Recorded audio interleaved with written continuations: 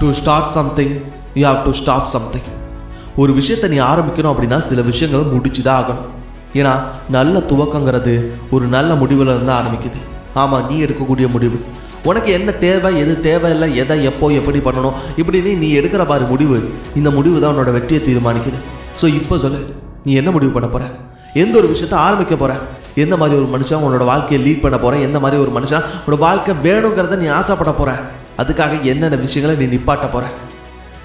யோசிச்சு பாரு. உனக்கு எது தேவையில்லை? உன்கிட்ட இருந்து எனர்ஜி வேஸ்ட் பண்ணுற ஒவ்வொரு இன்ஸ்டாகிராம் வாட்ஸ்அப் நோட்டிஃபிகேஷனும் உனக்கு தேவையில்லை. உன்னோட எனர்ஜியை தேவையில்லாமல் உங்ககிட்ட இருந்து எடுக்கிற ஒவ்வொரு மூவிஸும் உனக்கு தேவையில்லை. உன்னோட பாசிட்டிவ் தாட்ஸை குலைக்கிற ஒவ்வொரு ஃப்ரெண்ட்ஸும் உனக்கு தேவையில்லை.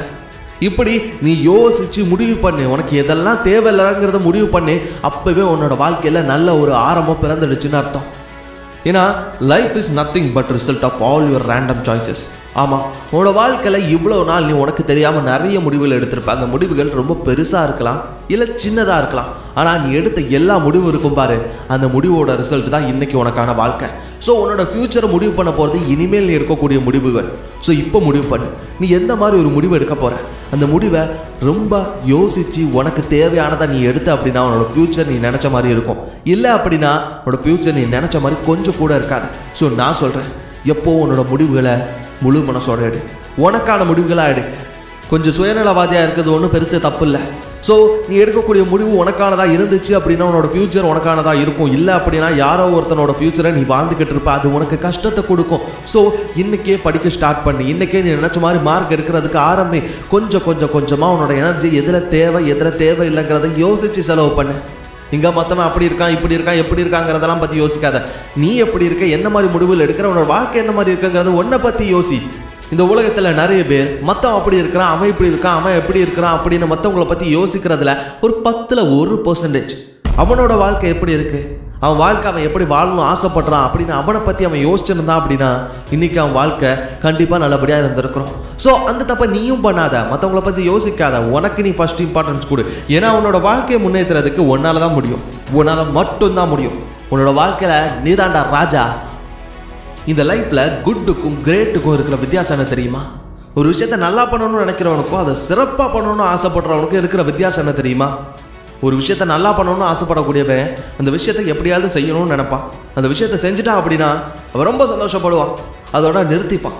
அவனுக்கு ஒரு எண்டு வந்துடும், ஒரு சாட்டிஸ்ஃபேக்ஷன் கிடச்சிடும். ஆனால் ஒரு விஷயத்தை சிறப்பாக பண்ணணும்னு ஆசைப்படக்கூடியவன் அதை ஃபஸ்ட்டு நல்லா பண்ணுவான், அப்புறம் கொஞ்சம் பெட்டராக பண்ணணும்னு நினைப்பான், திரும்பவும் நல்லா பண்ணுவான், அப்புறம் பெட்டராக பண்ணணும்னு நினைப்பான். இப்படி திரும்ப திரும்ப திரும்ப அவனுக்கு சாட்டிஸ்ஃபேக்ஷன் வரவே செய்யாது, அவன் சந்தோஷப்படவே மாட்டான், அவன் திரும்ப திரும்ப பெட்டராகணும்னு நினைப்பான்.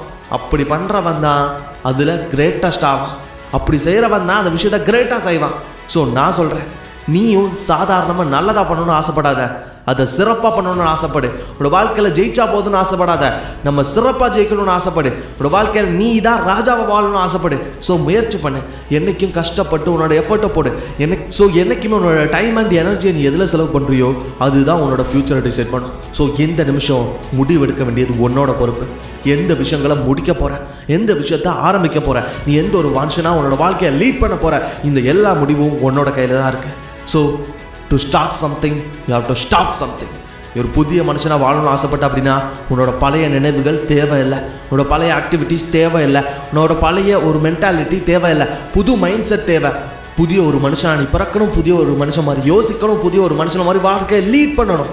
So it's all in your hand right now. இது எல்லாமே உன்னோட கையில் தான் இருக்குது, நீ எடுக்க போகிற முடிவில் தான் இருக்குது. நீ எதை நிப்பாட்ட போகிற, எதை ஆரம்பிக்க போகிறங்கிற முடிவில் இருக்குது. So start right now. வெற்றிங்கிறது ரொம்ப தூரத்துலலாம் இல்லை, உன் காலடியில் தான் இருக்குது.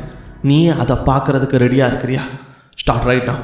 ஸோ முயற்சி பண்ணி போராடுங்க. உங்களால் முடியாத விஷயம் எதுவுமே கிடையாது. வெற்றி உங்களுக்கு தான்.